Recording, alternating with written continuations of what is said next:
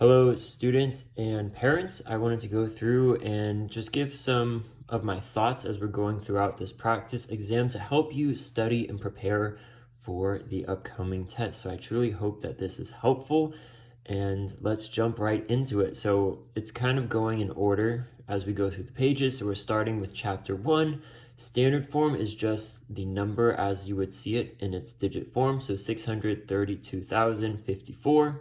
This 0 here is maybe the tricky part because 54 needs to be there. There's not 154, it's just 54. So that's why that's 0. Expanded form, we take each digit and then we multiply it by the corresponding value there. How I like to think of it is like if we saw 632,054 is 6 times what would get the 6 here, and we have just a bunch of zeros, and then you do the same thing for each one as you go down. So if you're having some difficulty, this is a really easy way that you can kind of help yourself out on the test, and definitely take up the space. You can go ahead and add that to it. So it's 6 times what? 100,000. 3 times what? 10,000. 2 times what? 1,000. 5 times 10, 4 times 1. So that covers this one. Right here, for rounding, it says to the hundredths place. You need to remember that anytime there is a TH, that means we are to the right of the decimal point. Decimal point is right here. And then this is where you just need to know the different names. So this is a tenth, the 8 is the hundredth, and the 4 is the thousandth. So we want to round to the hundredths place. So I've notated it here. 8 is the hundredths place. And then how we talk about in class is you want to draw a wall. Look at the number right on the other side of the wall, which is a 4. If it is greater than 5 or greater, you're going to move it up. If it's less than 5, you keep it the same. 4 is less than 5, so we're going to keep it the same. 4792.68. This one, estimate by rounding each number to the highest place value. So that we're looking at the 2 and the 5 of both of these numbers. Let's draw a wall with each of these, and then same thing. 6, is that 5 or greater? It is. So we bump the 2 up to a 3. Everything else is 0, so that's 30,000. Minus 5, we want to see on the other side of the wall is 7. That is greater than 5 or greater. So we bump that up to 6,000. That's the math we need to do. And then we'll get 24,000. This one is just adding with decimals. And the main thing you need to do is line up the decimals. So I did that here. I added the 0 just to make it nice for my eyes as I'm going throughout that. And that's something that you definitely want to show your work and have this there so that we can keep everything good to go. Because once your decimals are lined up, you just have to do the math straight down. 5, 8, 10, 12, bring the 1 up, and you just go throughout that as you're going, and you should end up with this number. The nice thing with doing this is that you want to be able to see what you're doing so you can check your work and double check your work after I ask you, did you check your work? And if you say no, I'm going to say, okay, go back and check all your work. So if you show work, it makes it so much better and so much easier.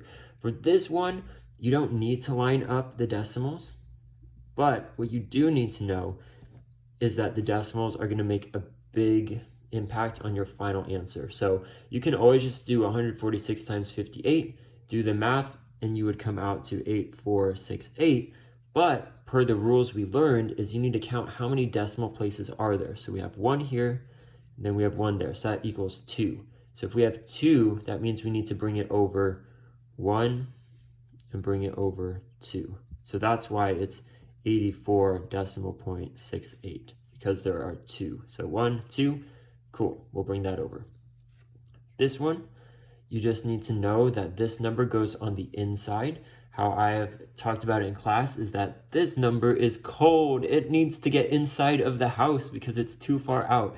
So we would just do 6 into 9 8400ths is what it would look like.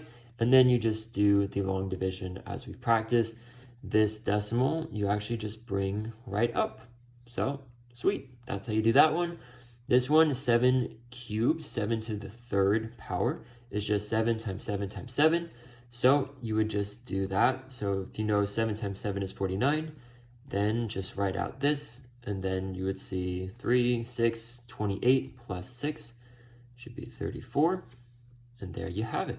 So that's our first page, and this should mostly be review, but hopefully this was helpful to walk you through what it is and how we would approach this.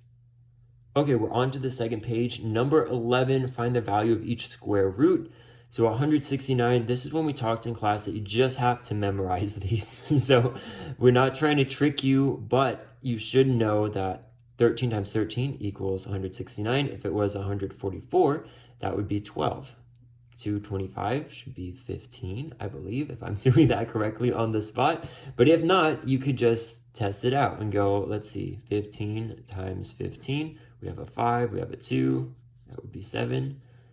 5, 1, would be 5, 2, yep, 225. So, ooh, it's a little sloppy, but those are ways that you could figure it out. So if you don't know for sure, just take your time and try a couple numbers out. You know, 10 times 10 equals 100. So this is 169. It's bigger than 100. So let's try 11. 11 times 11, that's 121. How about 12? 12 times 12 is 144. How about 13? If you do the math in this format, then you'll see it's 169. So amazing. These are perfect squares, which means it should have a good, nice number. This one, if you'll notice, is in parentheses. So that means we need to do this math first if we're following the order of operations. So that's where you would need to find some space on your page and do 225 minus 144. If we do that, then we see that we're left with 81. But that's not our answer because we have the square root that comes next. So you're looking for the square root of 81, which is 9. For this one, which two whole numbers does 85 lie? It's very similar to what we've been doing here, and this example actually fits in really nice. I'm not sure if on the actual test it will be that nice, but when you see this one, you can go ahead and put it in the middle, and then you're saying, okay, what is close to that on this side and what is close to it on this side? And then that will get you your number. So 85, if I see that, I'm like, I know that there's a number close to 85 and it's 81, the square root of 81. That's definitely a perfect square. So I can put it on that side, and I know that the square root of 81 is 9. So that's why that's one of our numbers. And then, as I mentioned in class, that if you have one number here, guess what? The next one is just one number up. Typically, that's all I've ever seen. But how we think of that is, okay, what is on the other side? Is there any perfect square that is in the 90s? No, I can't think of any. 100 is the next perfect square, and that would be 10, because 10 times 10 equals 100. So the two whole numbers are 9 and 10, and it's just saying that this, even though that's not a perfect square root, like we can't figure out a nice whole number, it's between these two numbers. All right, from here, this is where we need to do order of operations, you guys. PEMDAS, that's something that you can write on your paper, on your test as you're taking it to remind yourself. We have parentheses or groupings, exponents or square roots, multiplication, division, addition, subtraction. Multiplication and addition, these are grouped together. So if you have, say this was 5 times 16 divided by 4, doesn't matter. You just go from left to right, always left to right. Same with addition, subtraction. So this was 5 plus 16 minus 4. Doesn't matter, you go left to right. That's how we do it. So this is where it's going to be the trickiest. It's not saying that these problems are tricky. They look maybe a little bit tricky, but as I mentioned in class, we just got to take it slow and follow the rules and we should be good to go. So I've already circled this. That's telling me I need to do 16 divided by 4 first. I know that in my head, but if you don't know that, go ahead and set that up like this, and you would see 4 times 4 equals 16. So that means I am left with 5 plus 4, because I've already done this side, and then 5 plus 4 equals 9. Amazing! For this one here, so we're starting with parentheses, so we have 3 plus 2, this equals 5. So next I have 8 squared times 5 divided by, let's do this, 100 minus 75 would be 25, so the square root of 25. And then I'm going to take this, let's bring this down here, kind of running out of room.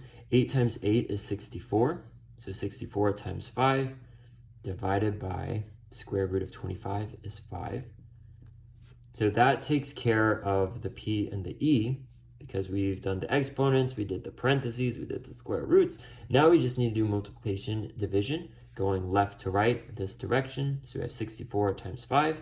Now if we divide that by 5, we should actually get 64. So this problem worked out a little bit odd in that it's like, wait, if we're doing this and this, that would actually cancel out. So we could just leave it like this. But the purpose of this is to know, okay, we go left to right, we need to follow the order of operations. That's where this will eat you up, and you can potentially get the wrong answer if you don't have the knowledge that we need to start with parentheses, exponents, as well as square roots. Then we get to all the good stuff after that.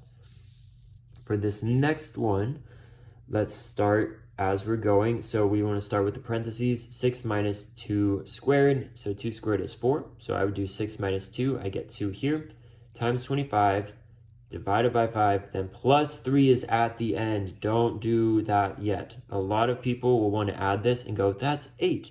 Yes, 5 plus 3 is 8, but that's not going to get us the right answer because, look, addition and subtraction are at the very end. So that's why in this, I left it off to the side to remind myself, first, I need to do 2 times 25. That's 50. Then I can do 50 divided by 5, which equals 10. Then finally, I can bring the 3 there, and then 10 plus 3 is 13. Amazing. Last one for this one. Let's see, 64 divided by negative 4 minus 8 times 6. So I want to start on the inside here. So I would do 64 minus 4. You could do this as well if you don't know. 4, 2, 4, and 6. 6 times 4 is 24. All right, that would get us to 0. So that's 16. But look, it's a positive and a negative. If you have an uneven amount of negatives, then it's going to be negative. So I know just by looking at these two numbers, one's positive, one's negative, that means it's going to be a negative 16 right there. So that finishes this. Okay, then I can do 8 times negative 6. Two different ways to think of this. So I always suggest if there's minus here to make this an addition problem. So what that would look like is we know it's negative 16. Then I would say plus negative 8 times negative 6. And if we have two negatives, that equals a positive. So that would get us negative 16 plus 48, which when you do that math, would get us to our answer of 32. Or if you're looking at it this way, another way is negative 16 minus 8 times negative 6. You could just do negative 16 minus, do 8 times negative 6, which would be negative 48. If we're not looking at the subtraction here, just 8 times negative 6, it's negative 48. But then look, these two would make it a positive. So then we get to the same thing here. So I always suggest in our class and what we're doing, just make any sort of subtraction into an addition problem, because this, for me, and I hope for you too, makes it a lot easier to see and be like, okay, that's what we need to do for this problem. All right, last for this page, finite means we can count. Infinite means it just goes on forever and ever. Empty means no, nothing is in there, no such thing. So whole numbers are less than negative 2. Which ones? How many? Well, we need to know that whole numbers start at 0. So they start at 0, 1, 2, 3, and then they go on forever in that direction. But they don't do anything negative. So when I see negative 2, I'm like, there's no such thing, because look, we start at 0, so that's why it's empty. Integers greater than 100. Integers start in the negative. Oops, you got to give the dot, dot, dot to show infinity. So infinity that way, onto infinity the other way. So if it said integers less than negative 2, then it would be infinite, because integers include negative numbers. Whole numbers do not. Integers greater than 100, well look, we go positive this way forever. The weird infinity sign. I'm not very good at that apparently on the dot or on the spot, but it goes that way. So it goes infinite because we cannot count how many numbers just keep on going. They just keep on going forever. And then how many problems on this test, you'll see. Maybe you're like, man, this is a lot, but there's 40. So I can count to 40. There's 40 problems on this test. So that's finite because we can count to it. So that finishes page 2. Page 3, here we go. Find the absolute value of these numbers Easiest way is if it's negative, you just need the positive number because absolute value is saying how many points away from 0 is it. So if we have that number line here and that's 0, and we go 1, 2, 3, 4, 5, it's -5, 1, 2, 3, 4, 5. You just need to count how many, 1, 2, 3, 4, 5. It's 5 places away from 0. So that's what this number is saying. But if you just look at it, if you see a negative, just say, take that away, keep the same number. This one, you just need to do the math of 42 minus 68. It's going to be a negative number because look, this one is smaller and this one is bigger. So I would just do 68 minus 42, 26. That will be a negative 26, but it's the absolute value of negative 26, which means that it would be positive 26. All right, this one is also using PEMDAS. So if you see something like this, just go ahead and write that on your test. It'll be so helpful for you all. I know it will be. So this one, I want to start within the brackets. So 4 times -6 would get me -24 because that's 1 positive and 1 negative. It's an uneven or it's an odd amount of negatives. So that tells me it's going to be negative, but it's put within an absolute value. So that just tells me it's going to be 24. All right, then we have -18 divided by the absolute value of 3. We don't want to do 24 minus 18. Why? PEMDAS. Because addition and subtraction come at the end. So we want to start with the multiplication and division first.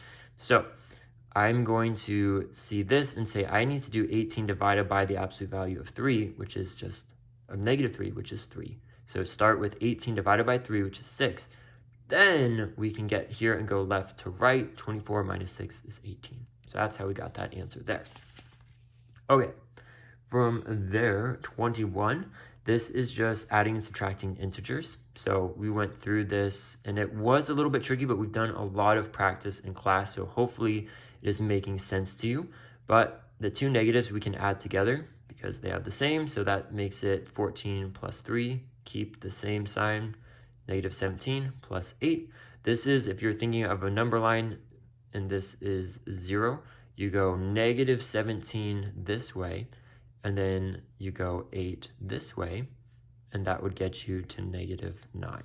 So the other way you can do it is just 17 minus 8, which equals 9, and then see which is the bigger number and what sign does it have. And this has a negative, so I would keep that as a negative. So that's why that's -9. This one, it was originally shown as -6 minus -10, but you'll see there I made a plus. So that's what we've learned and gone over in class. If you see these two next to each other, what can you do? Just make it a plus. So that's saying -6 plus +10. And that would be, you're going -6 this way, and then 10 this way, and getting to 4. So if this is still a little bit tricky, go ahead and draw out the number line on your page. If the numbers are super long, that's where it gets to be a little bit hard. 1, 2, 3, 4, 5, 6. 1, 2, 3, 4. But you would count, I go -6 this way, and then I need to go 10 in the opposite direction because that's a positive number. So I would go 1, 2, 3, 4, 5, 6, 7, 8, 9, 10 to get to 4. So that's a long way that you can do it, but if this is the way that gets you to the right answer, do it. Go ahead and do it. And as you keep doing math, you'll see that you could probably eventually do this in your head of -6 plus 10. I would just think of it as 10 minus 6, and then 10 is the bigger number and it's positive. So that's why our answer is positive. All right, in this one, this is what you have to do. Remember, 315, it's cold. It wants to be inside the house because it's on the outside. So bring the number inside the house. And then all you need to know, well, you need to know how to do the long division of this, which I'm not going to do. We don't have time for that. But I see 1 negative and 1 positive. So what does that tell me the answer is going to be? It tells me there's going to be a negative in the answer because if I have 1 negative and 1 positive, that's an odd amount of negative signs, which means I need to put the negative. So if I were you, when I see this, just go ahead and right away put the negative sign in the answer box because you know it's going to be that. And then it just comes to working out times 3, which is 27, and then 5 into that for 35. This one, it's a little bit opposite. I see a negative times a negative. That's an even amount of negative signs, which means my answer is going to be positive. So you could even put the positive sign. You don't need to, but if you would like to, go ahead and do that. And then you're just doing 14 times 8. 2, 3, 8, 1, 1. Beautiful. And then I know it's positive, so I can leave that like this one. All right, these ones, I think they're so much fun. Hopefully you do as well. You just need to plug in the value into where the x is. So x equals 7, and then see, does it equal negative 10? So I would do 18 minus 4 times 7.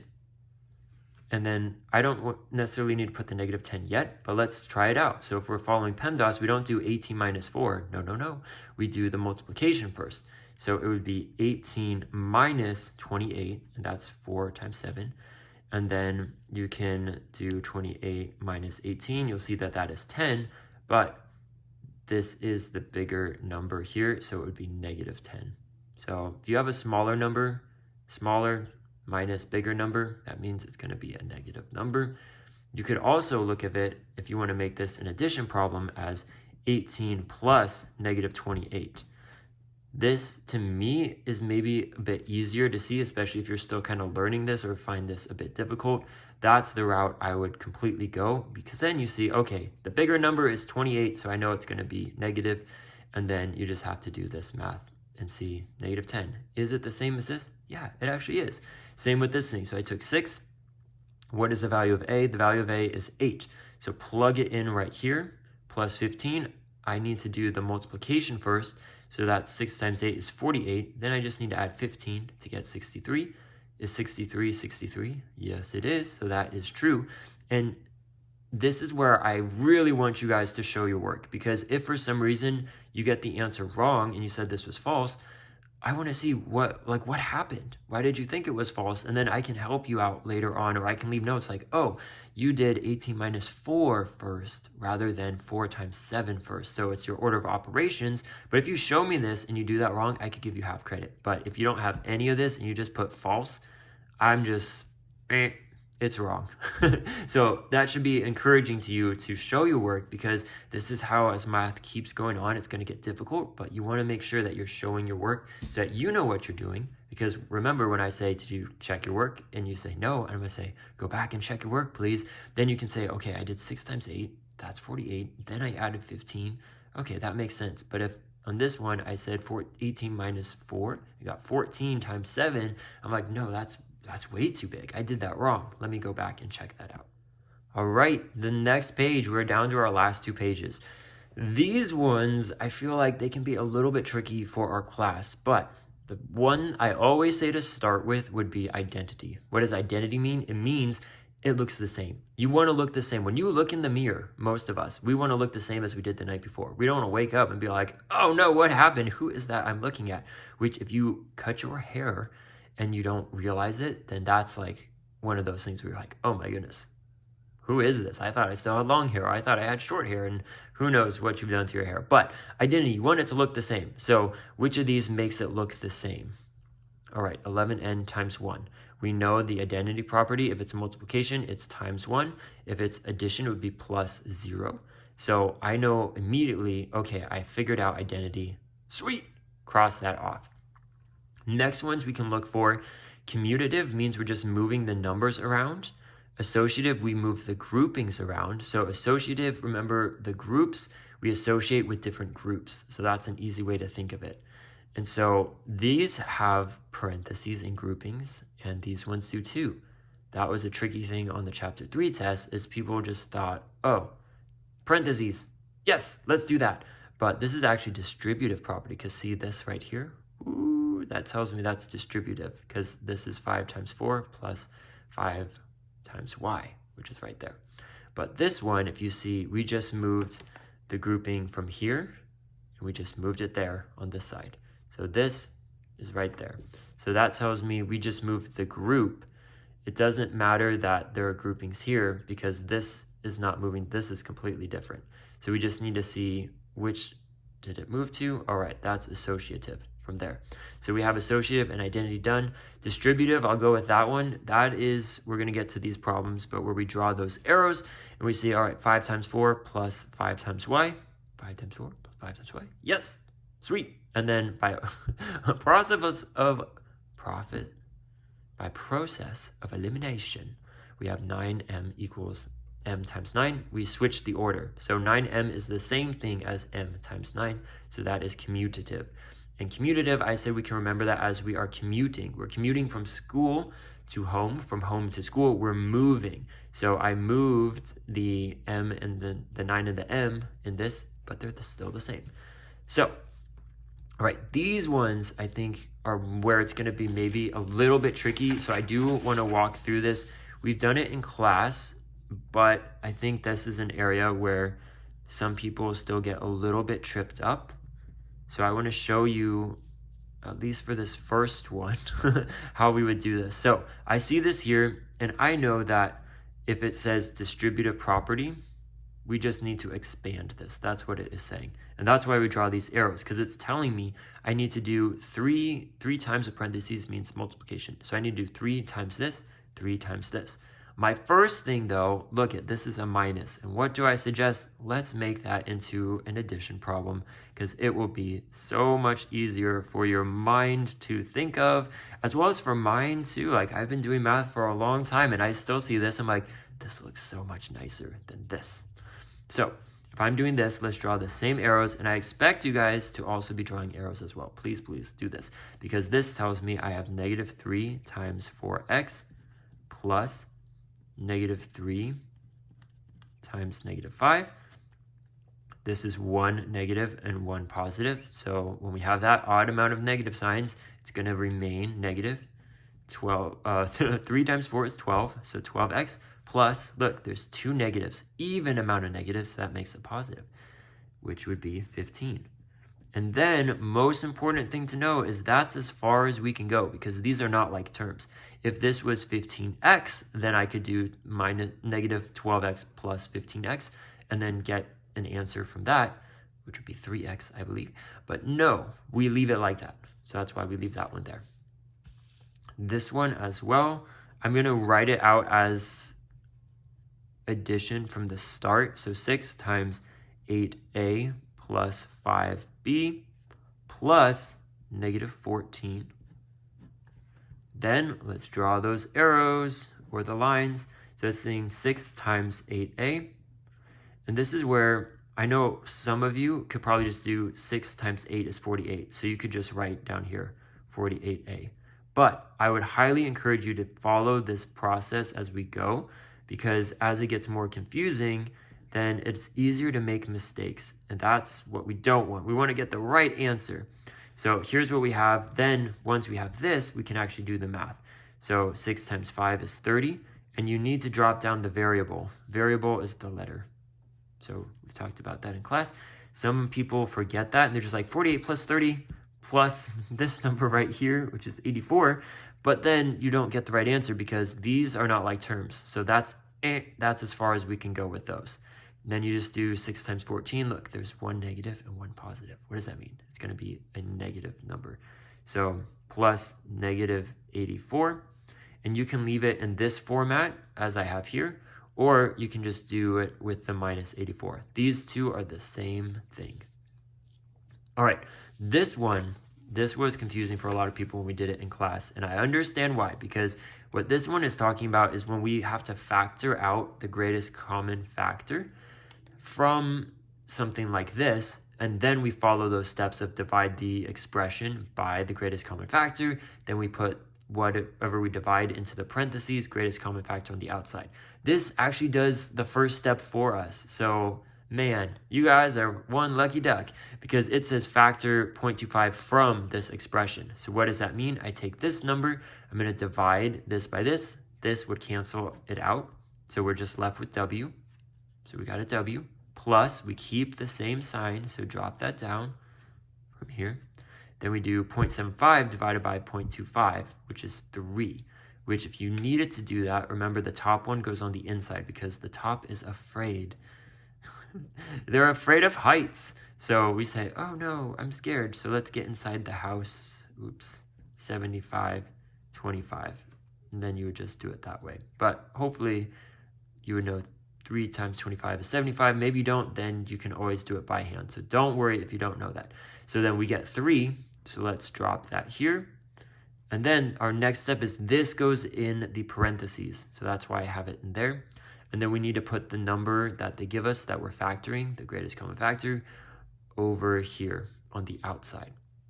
So when you come to this on the test, we want the answer to look similar to this, because let's check our work. And this is a great tip to have.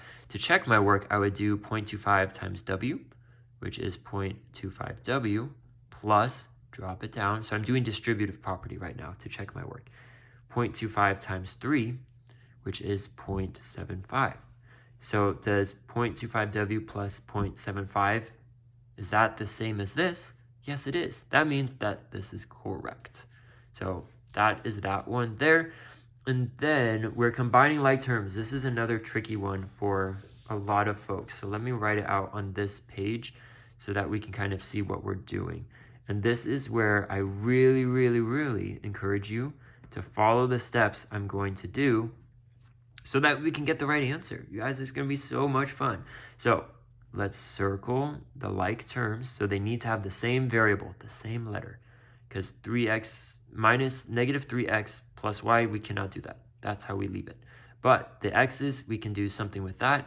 And then I usually suggest do a different shape for the other letters, the other variables you'll have. So this one, we need to keep the negative. That's very important. So this is a positive, that's fine, just do the y. But if it says minus something, box that with it, because that's going to be important. Now let's rewrite this. Our second step is to put the like terms near each other. So we have negative 3x plus 5x plus y plus negative 12y. So same idea, this was subtraction, let's make it into addition. That is going to make your life so much easier. From there, we just need to look at the numbers. Negative 3 plus 5, that gets us 2, and then keep the variable, so that's 2x, it's not just 2. If you just put 2, that would be incorrect. And then plus y, so y plus negative 12y, if you just have one variable, it's the same as saying 1. So in this example up here, I put the 1 just to show you. Once you keep doing math and get comfortable with this, you don't need to put the 1 because you know that this is the same thing. So that's saying 1y plus negative 12y. So we're going this many far negative, and then we just go 1 this way. So that's negative 11. So plus negative 11y. And you'll see you can have two different answers because guess what? These are saying the same things. 2x minus 11y or 2x plus negative 11y. Fun, fun, fun. All right, this last one. Yes, I guess we can do it. This clip is longer than I thought it would be. So minus 25a plus 30. So hopefully, though, this is very helpful. That would be my hope. Yes, yes, yes, yes. Okay. So first thing I would do is let's combine like terms from here. So on my page here, I would say, well, first thing I want to do is remember if this is a minus with a negative, let's make that into a plus because that cancels it out. So it's going to be a positive. So I have 15a, 25a, those are like terms.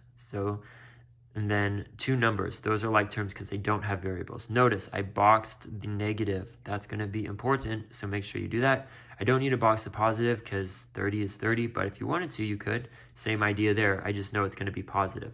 So now next, let's move things near each other. 15a plus 25a plus negative 18 plus 30. These two are the same, so I do 15 plus 25, which gets me to 40a, drop down the variable, plus negative 18 plus 30. If you do the math on that, it comes out to 12. You may think we're done, which normally in these ones up here, yes, that was all we had to do. But look, second part, then evaluate, a equals 2. So over there, you just plug the a in, 40 times 2 plus 12. You would get 80 plus 12, which equals 92. Sweet. And we're done with this page. Our last and final page. Thanks for hanging in there with me. These are addition and subtraction. This is one of the newer things we learned, and it was a tricky one on our Chapter 3 test. So let's go through this, everybody. We have 4.2r minus 5.7. I think a reason why this could be difficult is because we're combining everything together. We have decimals, we have variables, which are the letters.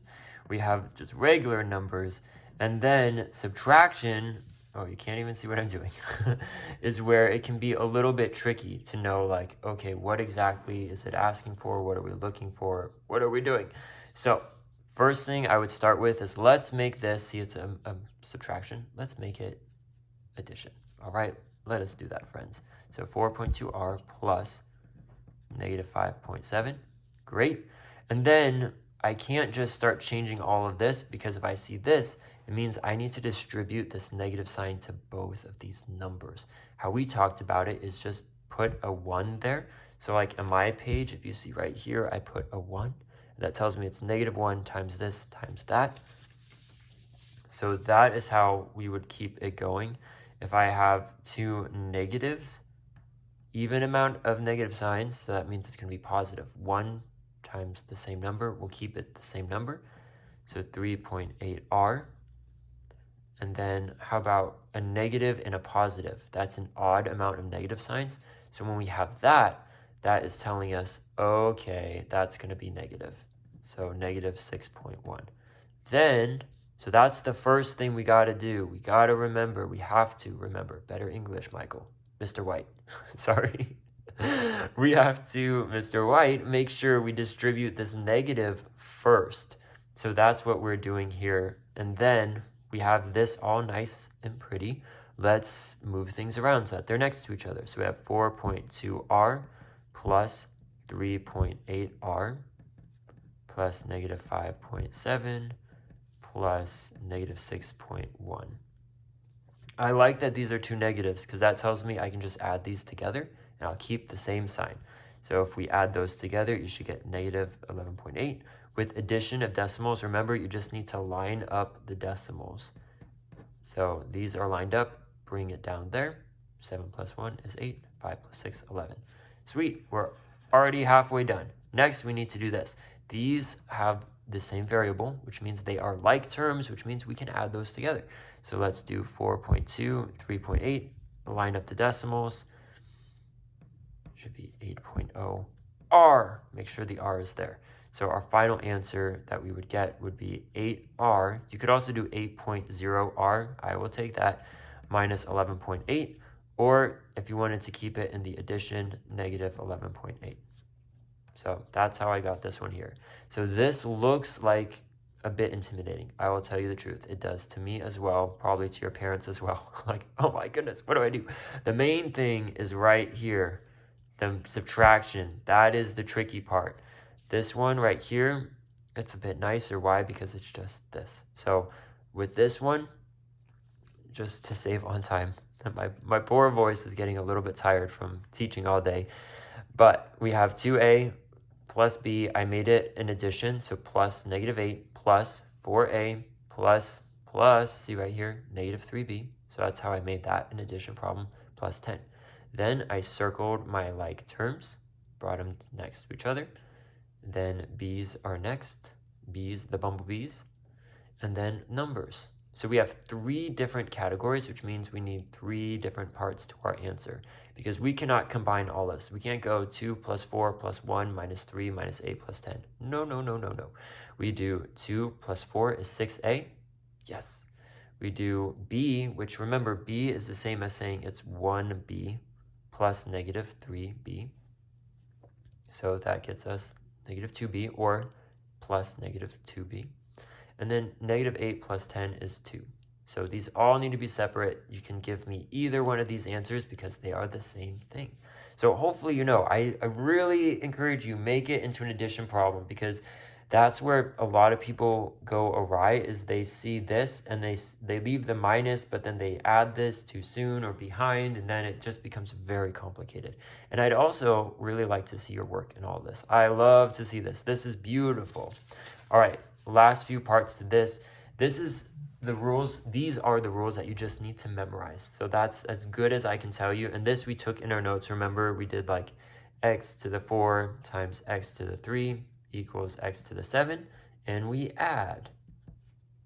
So same thing. It's p times p times p. And these small little numbers that from my phone are kind of hard to read. But 9, 6, and 4.